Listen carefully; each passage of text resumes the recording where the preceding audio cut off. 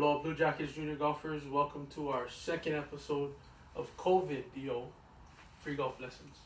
Last week we talked about posture and alignment, and we did a drill against the wall. If you missed that video, go back and check that one out. It's on YouTube and Instagram, Facebook, I think, something like that, at Blue Jackets junior golf.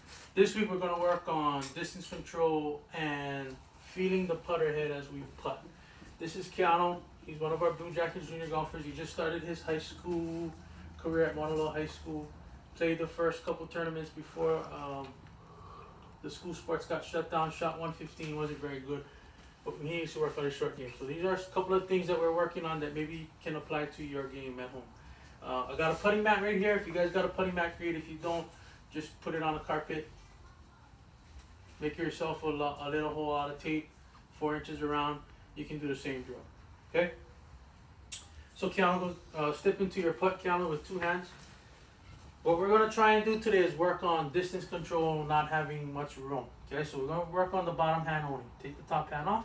When we talk about distance control, for me it's about the bottom hand. Okay, so Keanu's going to take a few strokes and we're going to look at a couple things as he takes his putt. One, we want the putt to just fall in the front edge. Okay, so he has to have good control over the putter head and consistent grip pressure. Okay, so that's the key. I'm watching the grip pressure here, and I want to make sure that he is not squeezing the putter too tight where he's going to kill like a little bird in his hand, and he's not holding the putter too loose like that bird's going to fly away. Okay, so he's picturing holding a live bird in his hand and he's not letting it fly away. It's just sitting comfortably in his hand. Okay, so we're looking at the stroke, the length of the stroke, and him not popping the stroke. So what we don't want to see when he putts is a putt that looks like this, where there's a lot of wrist hinge and a lot of wrist movement, because that's what deters us from hitting distance putts correctly, because we can't time this and sometimes it'll fly and sometimes it'll fall short. We want the putter head to just putt, and I want this wrist to feel like it's not hinging much. Okay, so he's just going to take a few more putts to give us an idea of what that looks like. Once again, we're looking for putts to just fall in the front edge. Okay, so a little game you can play at home is take a putt from 1 foot. We got this mat marked out from 1 foot all the way back to 8 feet. That would consider a good putt because it just fell in the front edge. So now he moves back to 2 feet. So take a putt from 2 feet. We're looking for the same thing. Okay, so he missed that putt. So what he's going to do now is take 5 putts from here. Okay, so you can take 5 putts the same way and make 5 in a row. He doesn't make 5 in a row. He starts from 0. Make 5 in a row and then we start the game all over again. Okay? So something you can do at home, play this game with mom, dad, brother, sister, your neighbor's dog. Actually, don't take your neighbor's dog. You should be at home. Anyway, great game you can play at home with your family. Now, going back to directional control. Okay, put 2 hands back on the putter. Now we're looking at directional control. So we take the bottom hand out of the putt here. Oh, one more thing I wanted to say about distance control. Just using the right hand. If I was to pick up a ball and toss this at you in the camera, I would have like a nice fluent motion and that ball would be tossed to you with no jerky motion like that. So that's kind of the thought when he's taking this right hand. It's just kind of a nice fluid motion, okay? In fact, you can do that at home. Just play underhand toss with your brother or your sister and just feel how far you got to do it sometimes, how short you got to do it sometimes. Same thing with putting, okay? So we want to kind of keep that in mind. Now, directional control. We can move on to directional control now. So we get the top hand back on there. We take the right hand out of here.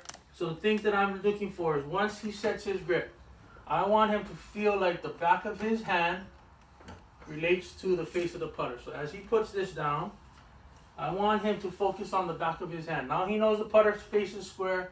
We want this hand to not rotate at all. Okay, so as he takes putts, he's going to feel the back of his hand stay straight.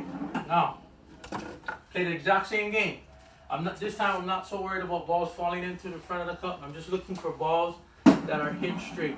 Okay, so we don't have to worry about it falling in the front lip for him to move back to the next putt. Okay, we're looking at straight putts, and the mat like this is perfect because we have lines on the mat like this. Okay, you can create this if you have a mat at home and you don't have lines like this. Just take some tape on each side of it. Work on putting down the middle. Okay, so that one he could see that he hit offline right away. Okay, so same thing, he's going to stay right here and hit 5 in a row. Just like the right-handed putts, okay? So, couple of things you can work on one-handed putting to work on: distance control and directional control. Okay, so now he's going to go back up to 3 feet. This is something that we can add at the end here to get 2 hands back on the putter. We're going to actually cut the putter down by 2 inches. So we'll put 2 pieces of tape, about 1 inch. We're going to cut off about 1 inch from each side of the cup. Okay, so now he's only working with a 2-inch cup technically. So he's going to take 10 putts here. We're hoping to make 10 in a row. He makes 10 in a row, take a break, and we're going to do that 5 times. So he's going to make 50 putts. And he's not going to leave here until he makes all 50 putts. So this is going to help in confidence, right? So especially the 3-4 footers, those are the ones that you got all the time to make par, right? You make par here, you save your round.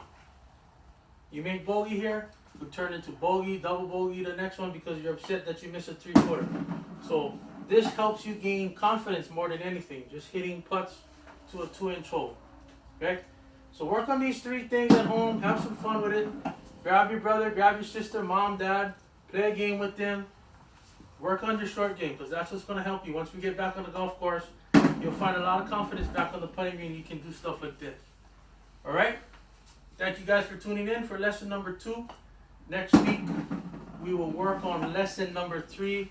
Probably full swing or something like that. If you guys are out there watching and you want to send me a video of your swing and you want me to analyze your swing for free, maybe we'll use that as lesson 3. So go ahead and email me at gcarrera@pga.com. That's G Carrera. Carrera is CARREIRA, and Junior is JR. gcarrera@pga.com.